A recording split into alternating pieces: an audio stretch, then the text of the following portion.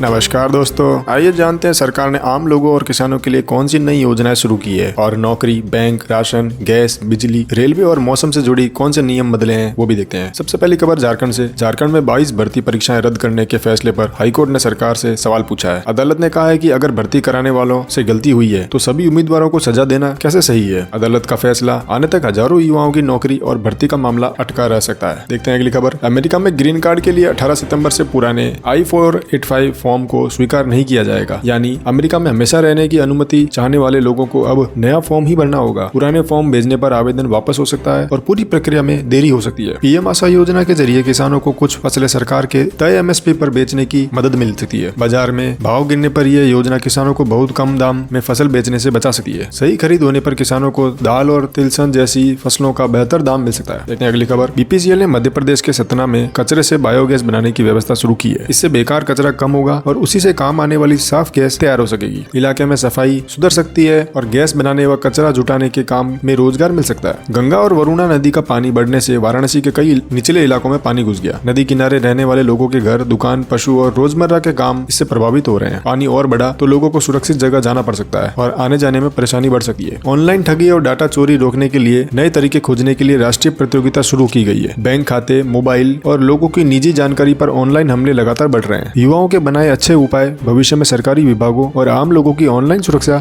मजबूत कर सकते हैं। देखते हैं अगली खबर। स्टारलिंक की उपग्रह से चलने वाली इंटरनेट सेवा गांवों और दूर दराज इलाकों में पहुंच सकती है। कई गांवों में मोबाइल नेटवर्क और तार वाला इंटरनेट आज भी ठीक से काम नहीं करता। अगर ये सेवा शुरू होती है तो ऑनलाइन पढ़ाई, इलाज, बैंकिंग और सरकारी काम आसान हो सकेगा, लेकिन कीमत महत्वपूर्ण रहेगी। अगस्त में भारत का कंपोजिट PMI बढ़कर 54.6 पर पहुंच गया है। यह आंकड़ा 50 से ऊपर रहने का मतलब है कि निजी कंपनियों के काम और मांग में बढ़ोतरी हुई है। यही तेजी बनी रही तो उत्पादन, कारोबार और नौकरी के नए मौके बढ़ सकते हैं। भारत और ऑस्ट्रेलिया ने बदलते मौसम और साफ ऊर्जा पर मिलकर काम करने की चर्चा की है। मौसम का बदलाव खेती, बारिश, पानी और गर्मी पर सीधा असर डाल रहा है। दोनों देश मिलकर इस पर काम करेंगे और मौसम से बचाव की नई योजनाएं बनाएंगे। सूखे के कारण पनामा नहर में पानी कम हो रहा है और वहाँ से कम जहाज गुजर सकते हैं। यह नहर दुनिया के बड़े समुद्री व्यापार रास्ते में शामिल है और यहाँ रुकावट से सामान देर से पहुंचेगा। जहाजों को लंबा रास्ता लेना पड़ सकता है, जिससे माल ढुलाई महंगा हो जाएगा और सामानों के दाम बढ़ जाएंगे। देखते हैं अगली खबर। ब्रिक्स देशों की बैठक में युवाओं के हुनर, नौकरी और खेल से जुड़े कार्यक्रमों में बातचीत हुई। ऐसे कार्यक्रम युवाओं को दूसरे देशों के लोगों से सीखने और अपना हुनर दिखाने का मौका देते हैं। आने वाले समय में पढ़ाई, ट्रेनिंग, खेल और काम से जुड़े नए कार्यक्रम शुरू हो सकते हैं। अगली खबर दिल्ली से। दिल्ली के लंबे समय के विकास के लिए मास्टर प्लान 2047 तैयार किया जा रहा है। इसमें सड़क, मकान, यमुना की सफाई, प्रदूषण कम करने जैसे बड़े काम शामिल हो सकते हैं। योजना सही तरीके से लागू हुई तो दिल्ली में रहने वाले और आने जाने वाले लोगों को साफ हवा, पानी की व्यवस्था बेहतर हो सकेगी। IIIT दिल्ली के वैज्ञानिकों ने कैंसर के संभावित कारण समझने में मदद करने वाला AI मंच बनाया है। यह तकनीक बहुत सारे मेडिकल आंकड़ों को देखकर वैज्ञानिकों को जरूरी जानकारी खोजने में मदद कर सकती है। आगे की जांच सफल रही तो कैंसर पर शोध तेज हो सकता है, लेकिन अभी यह इलाज या पक्की जांच का तरीका नहीं है। अभी इसमें रिसर्च चालू है। भारत कच्चे तेल को पेट्रोल, डीजल में बदलने की क्षमता 300 MMT सालाना तक बढ़ाने की तैयारी कर रहा है। दुनिया में युद्ध या तनाव होने पर तेल की सप्लाई और दाम दोनों प्रभावित हो सकते हैं। इसलिए देश में ज्यादा तेल साफ होने से पेट्रोल, डीजल की सप्लाई संभालने और दूसरे देशों पर निर्भरता घटाने में मदद मिल सकती है। चलते हैं अगली खबर की ओर। भारत और यूरोपीय देशों के बीच व्यापार समझौते को लेकर कंपनियों ने उत्साह दिखाया है। समझौते से भारतीय सामान यूरोप में बेचना आसान और कुछ मामलों में सस्ता हो जाएगा। कपड़ा,